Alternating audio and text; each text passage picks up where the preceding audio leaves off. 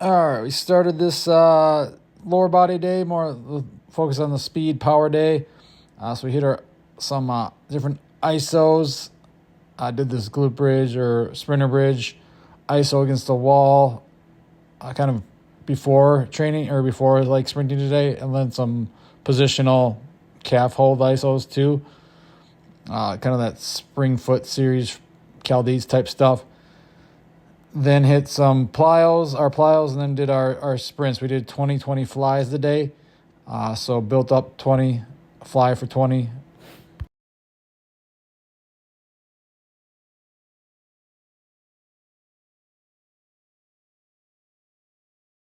One more set on our hang power cleans, just working on, again, speed, stuck the same way, working on faster.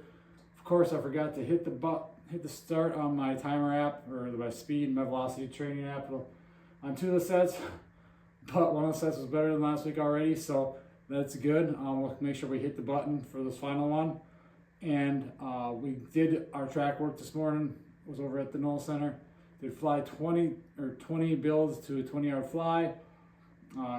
Was a tenth of a second off of my PR on that, so good day, even though I wasn't feeling the best. Just kind of groggy today. It wasn't the best, but we're getting to it. We got Raw on in the background, the replay of last night.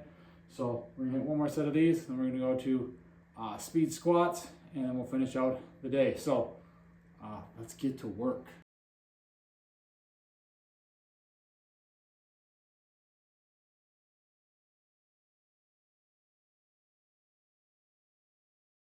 Focusing more on speed and power here.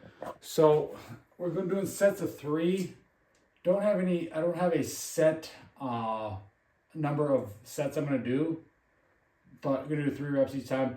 The whole goal here is to focus on speed. So I got the push band, the velocity trainer. Reading it, it's not the greatest. I don't know, it's pretty hit or miss, it seems, for me. Over the few years I've had it. If you got a better option, let me know. But that's what I have, so that's what I use. It's inconsistently consistent. Some reps it reads, some reps it doesn't.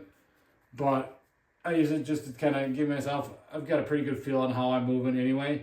But it's just that little bonus, that little help to reassurance, I guess you could call it. So we're going to use that. We're going to go until our sets really drop off in speed. My goal is to be above like a 0.7 meters per second. I hate meters per second. Why? I wish they had one that just did like standardized, not the metric system bullcrap. We're in America, so.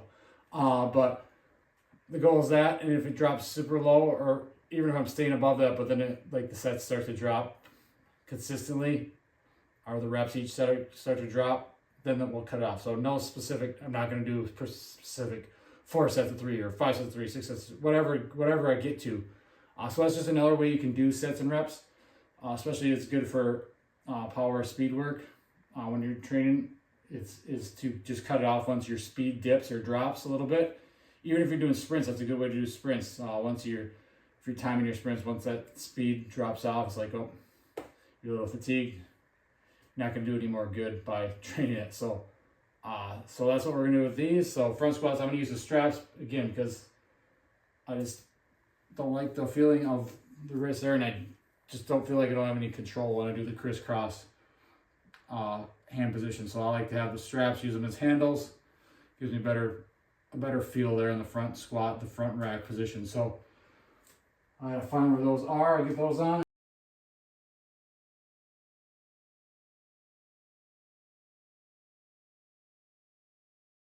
The squats felt I was moving pretty decent today. Felt like I was pretty. Usually the first rep's always the slowest for me. And the second, third, speed up a little bit. You get in that groove, you get going. And usually like the middle sets are usually my faster ones. Then I paired the squats with the elevated gymnast bridge. As you can see, I need to use my other bench. This one has that one leg on the side, so it gets pretty unstable. 6 sets in, I believe. Again, the last ones just started to die off the speed, so that's a good time to call it. It usually means you're just losing interest, you just get a little bit fatigued. So again, once the speed wears down or drops off, that is a good another way to set up your sets and rep scheme. Now we're going to go into, I got this one from Max Marzo. I've done it did last week. I really like it actually. I'd say kind of a speed hand assisted RDL, dumbbell RDL. So you're getting swing, the dumbbell, and really working more on smooth motion, speed, rather than doing the heavy RDL all the time. They got a time and place where they're great exercise, but we're focusing more on speed and power today. So just fluidity of movement as well. So it's not clunky, it's not slow, it's smooth, rhythmic, relaxed. It's not tense. I noticed myself last week watching the videos, it's really tense. So I'm going to focus more on being less tense, being more smooth, being more relaxed and fast with these. So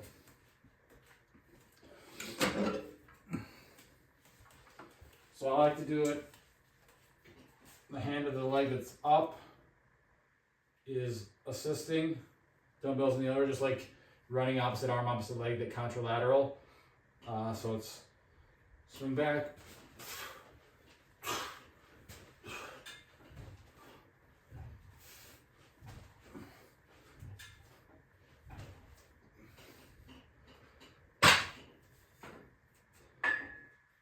too much junk in the way on these.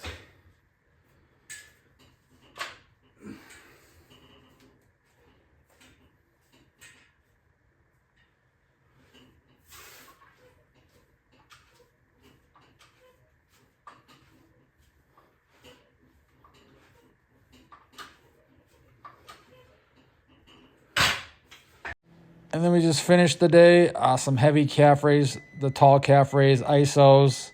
As you can hear my microwave going off in the background, but tall calf raise isos, 30-second hold each, couple sets of those. And then the hip flexor hanging iso again, kind of a poor setup with the low rack, but still, as long as you're getting the hip flexor up and raised, that's what we're trying to do. So that was today's training session. Hopefully you guys enjoyed. Want to jump in and training with me? Click the link in the bio. We'll talk to you again soon. Thanks, guys.